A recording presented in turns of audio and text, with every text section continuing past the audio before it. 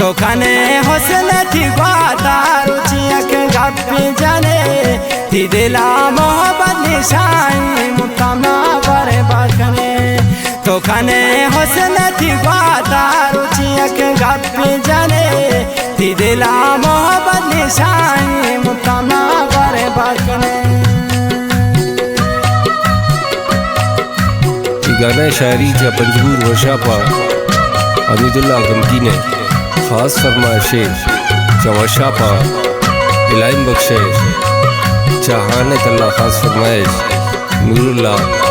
हाजी एम।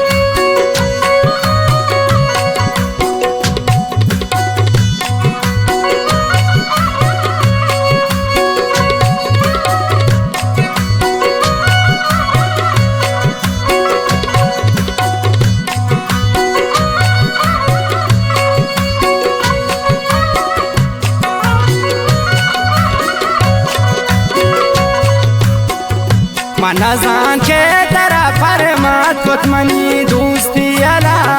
मोहब्बतों मेरे थी के सायरा सब जानी दिला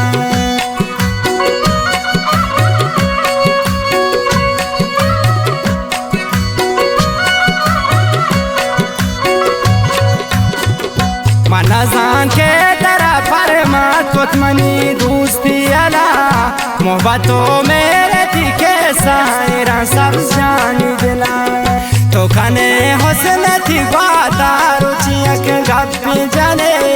थी दिला मोहब्बत निशाई मुकामना बरे बाकने।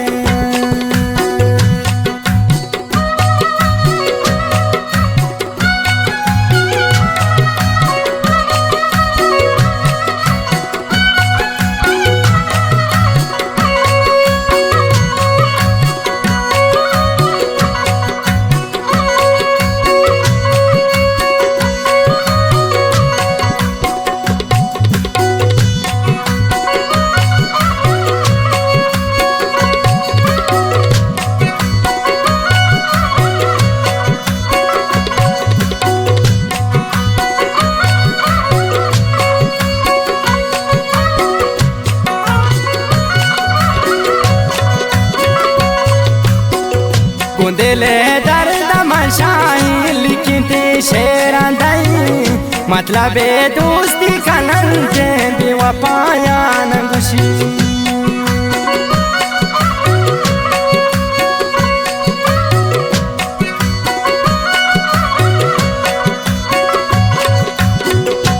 दिले दर्द मशाई लिखी थी शेरा दई मतलब दोस्ती का नंजे बेवफाया न खुशी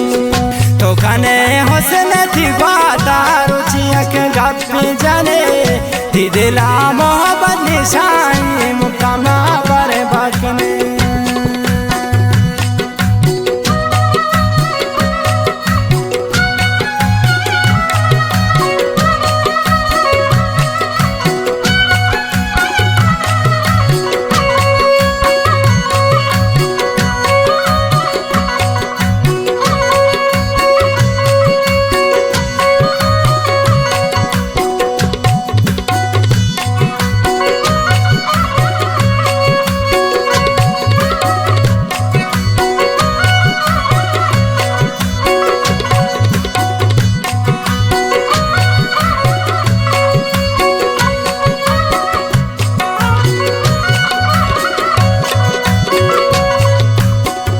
जिंदगी पर बखुशाई मौती पर तीसरा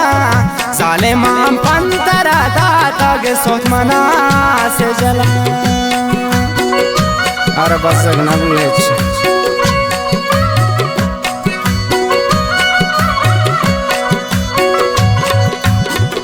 जिंदगी पर बखुशाई मौती पर तीसरा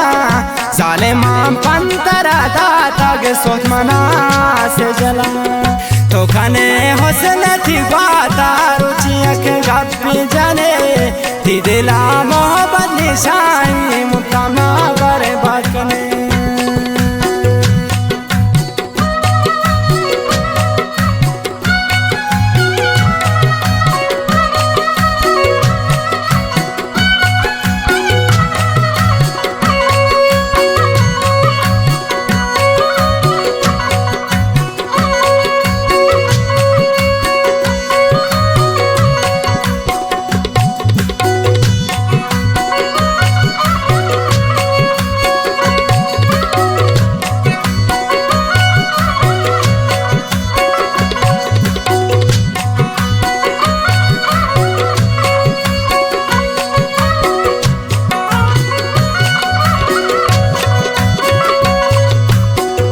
हमीदुल्लाह शपोरोज गुतई यादा जरी गमगीन तई शाइना परती सराबा सगेश नदी बस जगे नबी तीसरा गमगीन